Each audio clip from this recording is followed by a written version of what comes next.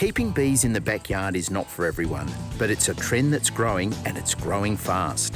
In fact, bee equipment suppliers are struggling to keep up with demand for this unique and fascinating hobby.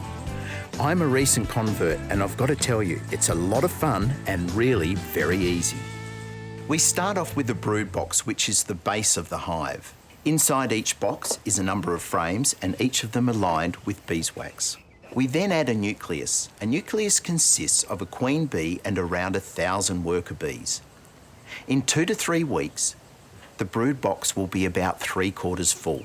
It's then time to remove the lid and place on an excluder plate. Additional boxes are then added to the top. These boxes are called supers, and each of the supers will contain 10 frames.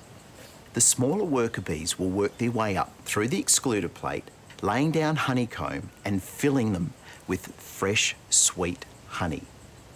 Each of the supers will yield around 20 kilos of honey in about 3 months' time. Now that's what I call a sweet deal. It's important when choosing a location for your hive to stay clear of pathways and avoid areas that are lit at night. The hive should face north and receive morning sun. This helps get the bees active.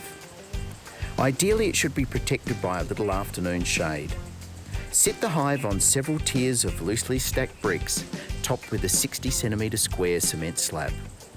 The worker bees head off each morning, often travelling several kilometres in search of pollen and nectar. Younger guard bees sit at the hive's entrance, keeping an eye out for unwanted guests. A bowl of water filled with pebbles will provide the perfect source of moisture for your bees and keeps them away from nearby swimming pools. When it's time to extract the honey, a smoker is used to keep the bees docile. Thanks, Andy. The top of the box is removed and the frames are placed into a hand spinner. These can be hired from your local bee equipment supplier.